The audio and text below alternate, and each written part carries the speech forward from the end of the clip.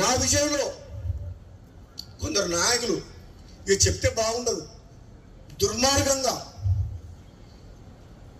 ధర్మరాజులాగా ఉండాల్సిన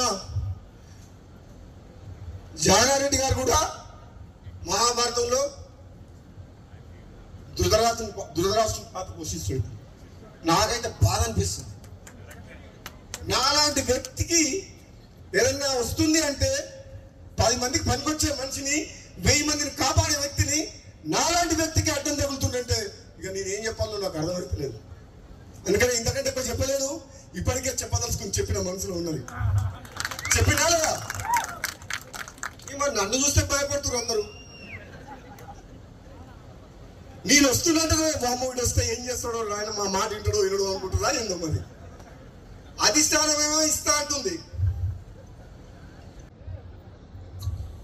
ఆయన 20 ఏళ్ళు 30 ఏళ్ళు మంత్రి పదవి అనిపించారు. ఇప్పుడు వచ్చి గుర్తొచ్చింది రంగారెడ్డి హైదరాబాద్. ఏ మంత్రి పార్లమెంట్ సభ్యుని గెలిపించారు? చాలా మంది మంత్రులు తెలంగాణలో పార్లమెంట్ కు ఇన్ఛార్జ్ పెట్టిన మంత్రి. కానీ భువనగిరి పార్లమెంట్ కు మంత్రి ఇన్ఛార్జ్ రాలే, ఒక ఎమ్మెల్యేగా ఇన్ఛార్జ్ పెట్టింది కాంగ్రెస్ పార్టీ.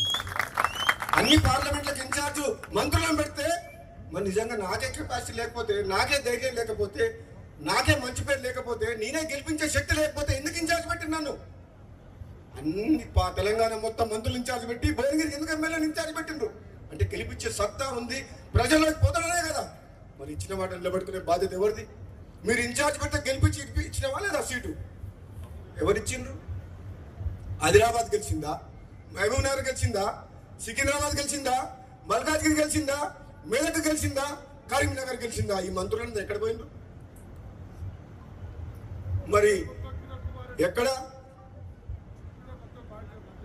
నేను అడిగేది ఓ దయా దాక్షిణ్యాల మీద మీరు ఎప్పుడు ఇస్తారా అని మేము ఎదురు చూస్తలేం.